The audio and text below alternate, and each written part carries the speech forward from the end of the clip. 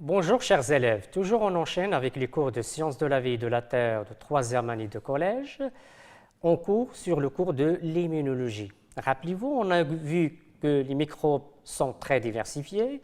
On trouve qu'il y a des virus, des bactéries, des champignons, des protozoaires. Ces micro-organismes, certains sont pathogènes, certains non pathogènes sont utiles comme les levures, comme les pénicilliums, mais la majorité sont pathogènes. D'où provient cette pathogénicité? On a vu qu'il y ait alors pouvoir à se multiplier, un grand pouvoir de multiplication, la formation ou la production des toxines, des substances toxiques, la formation et aussi la présence de capsules chez certains bactéries. Mais ces micro-organismes, s'ils réussissent à pénétrer dans l'organisme, vont causer des maladies. Mais comment l'organisme se défend-il? C'est ce qu'on va voir. Je vous invite, chers élèves, à observer ces deux photos. Regardons dans la première photo, un médecin palpant les ganglions chez cet enfant. Un ganglion, il fait partie, c'est un organe du système immunitaire. Pourquoi? Donc, pour savoir s'il y a une réponse immunitaire, s'il y a une défense lorsqu'il contracte un microbe, donc une réponse se déroule dans l'organisme, des réactions se déroulent.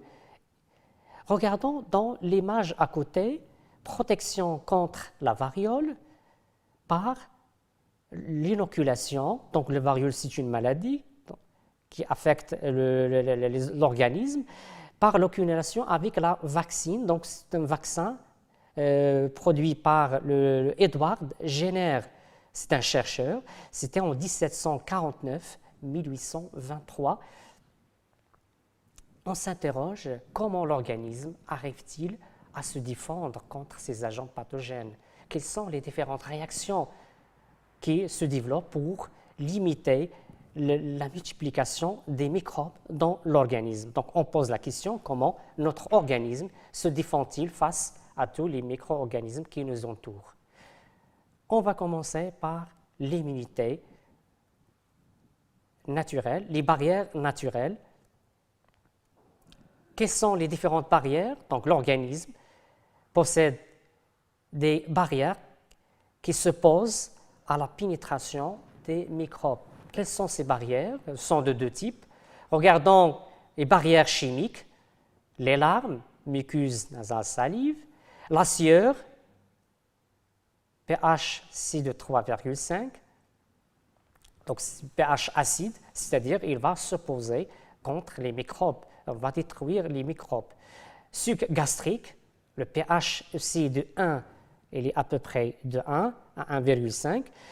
Ici, on a l'existence de spermidine, donc au niveau, il y a ici des substances qui s'opposent aux micro-organismes chez l'homme, ces sécrétions vaginales et aussi des sécrétions vaginales chez la femme. Toujours un pH acide qui s'oppose à la vie des microbes. À côté de ces barrières chimiques, on a aussi des barrières mécaniques comme la peau. Donc cette peau s'oppose à l'entrée des micro-organismes, à la pénétration, et les muqueuses qui tapissent les parois intérieures des voies à l'intérieur de l'organisme, les voies respiratoires.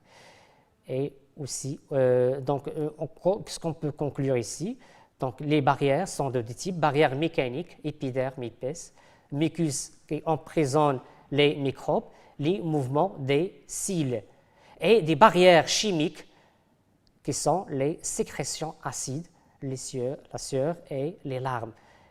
Donc ce sont des molécules, ces substances acides qui détruisent les microbes. Toujours dans le cadre de l'immunité naturelle, on voit, chers élèves, ces barrières, s'il y a, sont lorsque la peau, par exemple, a subi une blessure, lors d'une blessure, qu'est-ce qu'on observe? Il y a des modifications au niveau de cette blessure, ce qu'on appelle une inflammation.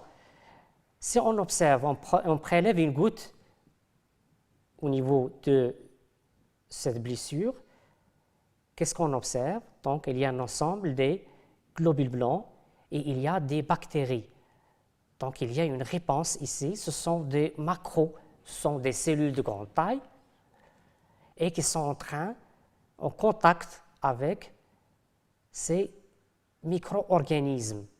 Donc ces grandes tailles, ces cellules de grande taille, évidemment, font partie du système immunitaire. C'est pour défendre, c'est pour entourer ces micro-organismes. Ce sont des soldats qui vont s'opposer à l'expansion de ces micro-organismes. Donc ils vont les avaler pour les internaliser à l'intérieur. Puisqu'ils vont avaler ces micro-organismes, on va les qualifier de macrophages. Ce sont des macrophages, macro de grande taille et phage, c'est-à-dire qu'ils avalent. Aval, c'est pour l'internaliser à l'intérieur et pour éliminer ces microbes. Donc, voyez-vous, si je vous demande quels sont les signes de cette inflammation, donc on voit qu'il y a une rougeur,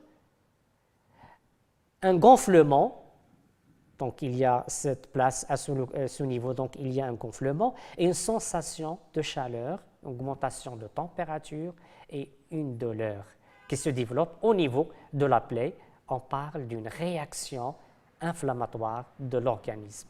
Et sans doute, on va s'interroger, d'où provient, comment peut-on expliquer, chers élèves, ces 4 signes? Je vais vous expliquer à travers, on va passer à la diapo suivante, donc pour expliquer par ce schéma. Regardons, lorsqu'il y a un outil tranchant, par exemple une épine, donc il y a ici une blessure, regardons, que se passe-t-il? Donc dans l'organisme, on a des terminaisons nerveuses, on a les capillaires sanguins, et bien évidemment, on a ici les différentes couches de la peau. Et ici, il y a cette épine qui est à l'intérieur, ce qui facilite la contamination. Donc il y a ici une contamination par des microbes. Regardons, après la blessure, qu'est-ce que vous observez? Donc le vaisseau, donc, il augmente de taille. Ce qu'on appelle ici, c'est une dilatation. Et puis il y a les cellules ici blanches, ce sont quoi? Ce sont les globules blancs, appelés leucocytes, qui arrivent au niveau du lieu de la blessure, au niveau du lieu de l'inflammation. Donc ici on parle de phénomène de diapidèse. Les cellules vont essayer de sortir des vaisseaux pour gagner le lieu d'inflammation. Et bien évidemment, la sortie du plasma, ce qui va aboutir à un gonflement. Il y a aussi une rougeur, c'est le plasma, et puis avec les globules rouges qui arrivent à ce niveau-là. Et aussi des réactions, ce qui va donner une chaleur. Il y a des terminaisons nerveuses. Ça va donner quoi, les terminaisons nerveuses? On a vu dans le cours précédent sur le système nerveux, les terminaisons nerveuses véhiculent des messages nerveux et qui permettent, ces messages nerveux vont donner des sensations à la fin au niveau du cerveau. Cette sensation de douleur qui renseigne sur qu'il y a un problème une blessure au niveau de cette région. Donc, ce qui permet d'expliquer les différents signes. Le schéma montre comment la réaction inflammatoire parvient la plupart du temps à stopper rapidement l'infection. Maintenant, on va s'interroger comment ces cellules, on a déjà vu que ce sont des macrophages, comment ces macrophages vont éliminer l'agent pathogène, les microbes. Donc, macrophages, vont jouer le rôle de la phagocytose du microbe. Comment se fait la phagocytose? C'est ce qu'on va voir dans ce schéma. Regardons ici une cellule qui est en train d'avaler le microbe. Donc, il englobe et puis il l'internalise à l'intérieur. Et il y a 3 cas possibles, le devenir de ce macrophage. Donc, ce que nous devons faire maintenant, donc, il faut légender ce schéma et décrire le mécanisme de la phagocytose, est-ce qu'il est toujours efficace, et montrer qu'il s'agit d'une immunité naturelle non spécifique. Chers élèves, alors on va essayer de répondre ensemble. Alors je vous invite à reproduire le schéma chez vous, dans votre cahier, et vous essayez de répondre à l'action. On va commencer par la légende de ce document. en commençant par le premier élément. Qu'est-ce qu'il constitue? Bien évidemment, c'est le noyau. Ces cellules, il s'agit de macrophages qui est en train d'avaler un antigène, un microbe.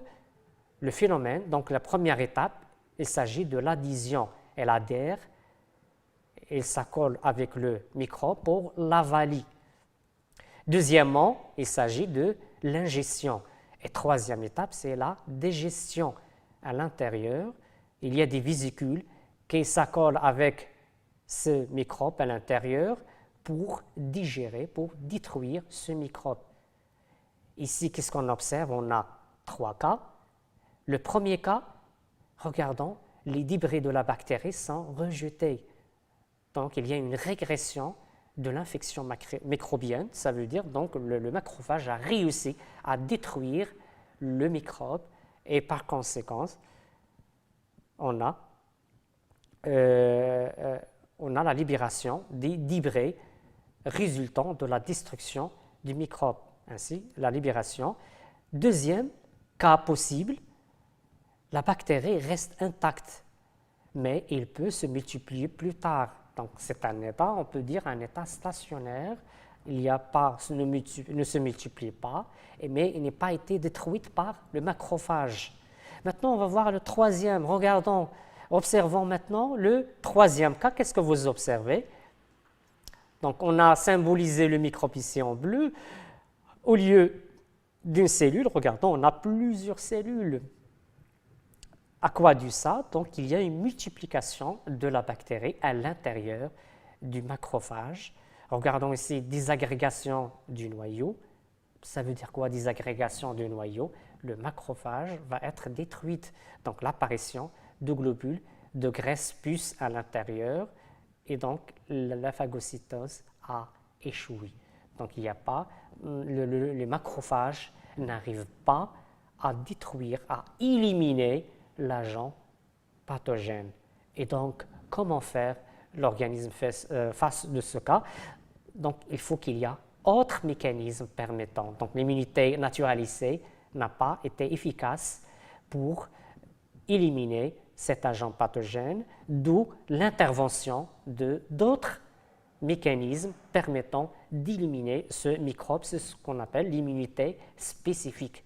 Et on s'interroge maintenant, l'immunité spécifique, il y a 2 types. La première type d'immunité, c'est l'immunité spécifique à médiation immorale. Pourquoi immorale? Qu'est-ce que ça veut dire ce terme immoral? C'est ce qu'on va découvrir ensemble, chers élèves, par cette expérience. Regardons, mise en évidence de la réponse immunitaire à médiation immorale. Regardons ici, on a des cobayes.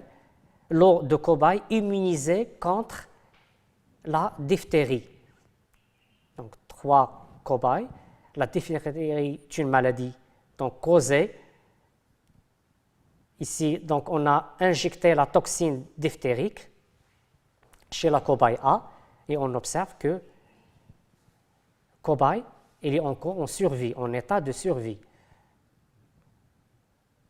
Pourquoi? Parce qu'il est déjà immunisé. Maintenant, on passe à un autre cobaye. Donc, on prélève le sérum prélevé du cobaye B et C et on l'injecte à un autre cobaye, c'est le cobaye D. Et en même temps, on injecte la toxine diphtérique responsable de la maladie de diphtérie. Qu'est-ce qu'on observe? La survie de cette cobaye. Alors que lorsqu'on injecte des lymphocytes prélevés sur B ou C, le cobaye il est mort. Comment peut-on expliquer, chers élèves, l'immunisation du cobaye D? On dit aussi qu'il devient immunisé comme les cobayes A, B et C. Comment peut-on expliquer ça? C'est grâce à quoi? Essayons de comparer, chers élèves. Comparons entre D et E. D a reçu le sérum, on a injecté le sérum prélevé sur B et C, alors que pour le cobaye E, on a injecté les lymphocytes. Donc l'injection de sérum a permis d'immuniser le cobaye D. C'est ce qu'on a noté ici. L'immunisation du cobaye D est liée à la présence de molécules dans le sérum, dans le liquide. Donc, pour cela, on dit que c'est une immunisation par un facteur humoral qui circule dans le sérum. Donc c'est un facteur humoral qui permet, ce sont quoi? Ce sont des molécules qui permettent d'immuniser le cobaye D. Maintenant, passons à l'autre expérience. Regardons l'eau de cobaye immunisée contre le tétanos. On a injecté la toxine tétanique. On observe que ces cobayes sont en état de survie. Alors que lorsqu'on injecte la toxine diphtérique ou autres toxines microbiennes différentes, qu'est-ce qu'on observe? La mort. Ça veut dire quoi? Cette immunisation, comment il est? Est-ce qu'il se fait d'immuniser le cobaye contre un microbe alors qu'il est immunisé contre tous les microbes?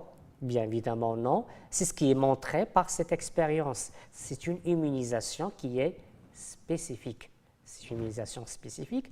Et dans le facteur ici, c'est un facteur immoral par des molécules qui circulent dans le sérum.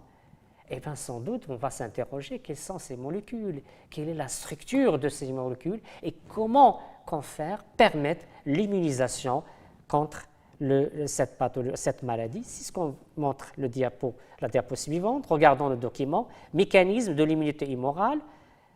Lorsqu'on purifie le liquide, on isole cette molécule que vous voyez en forme de Y. On appelle antigène, tout d'abord, le microbe, il s'agit d'antigène, une molécule qui est reconnue comme étrangère par l'organisme et qui déclenche une réaction de défense de sa part. Antigènes, ce sont des molécules portées par des microbes, virus, bactéries, non liées à des cellules, comme le cas, on a dit, des toxines. L'analyse maintenant du sérum des cobayes immunisés, qu'est-ce qu'il a révélé? La présence des molécules en forme de Y. La forme de Y avec des extrémités par lesquelles vont se fixer sur l'agent pathogène, sur le microbe. Donc, comment se présente la structure de ces molécules? L'analyse du sérum des cobayes immunisés a révélé la présence des molécules en forme de Y. L'extrémité des bras a une forme complémentaire d'un antigène donné. Et notez, s'il vous plaît, ça, et les complémentarités entre la forme de ces molécules et qui est responsable de l'immunisation et le microbe ou l'agent pathogène, d'où la spécificité de ces molécules. Ainsi, on va les appeler des anticorps. Ces anticorps peuvent se lier spécifiquement à un anticorps, on l'appelle anticorps, qui va se lier avec un antigène précis et forme alors un complexe anticorps-antigène. Quel est le mécanisme? On pose la question, quel est le mécanisme responsable de cette réaction immunitaire, donc assuré par l'intervention des anticorps? C'est ce qu'il résume ici. Une fois les lymphocytes B, il y a l'intervention des cellules appelées lymphocytes B. Lorsqu'il reconnaît l'antigène, il est activé. Une fois activé, il va se diviser, plusieurs divisions, et puis se différencier. On différencie en deux types de cellules. Il y a des cellules lymphocytes B qui vont se transformer pour donner des anticorps et des lymphocytes B mémoire. Ces lymphocytes B vont donner des LB sécréteurs appelés des plasmocytes. Et regardons, chers élèves, ils sécrètent des molécules qu'on les appelle des anticorps. Ces anticorps vont se fixer sur le microbe, sur l'atome, formant un complexe antigène-anticorps. Ça veut dire qu'ils vont neutraliser l'effet de ce microbe. Supposons qu'il s'agit de toxines, d'une substance toxine qui circule dans le sang. Bien évidemment, lorsqu'il se fixe sur cette toxine, il va empêcher sa fixation sur le cible, sur la cellule cible. Le cas qu'on a dit, l'exemple de la toxine de tétanos. La substance, la toxine sécrétée, elle agit sur le système nerveux. Donc, s'il y a des anticorps, il y aura inhibition de l'effet de cette toxine. Ou c'est soit neutralisation, soit il va faciliter quoi? Regardons ici, il va faciliter la phagocytose par un macrophage. Donc jusqu'ici, chers élèves, on va terminer et je vous laisse et à la prochaine séance. Et merci pour votre attention.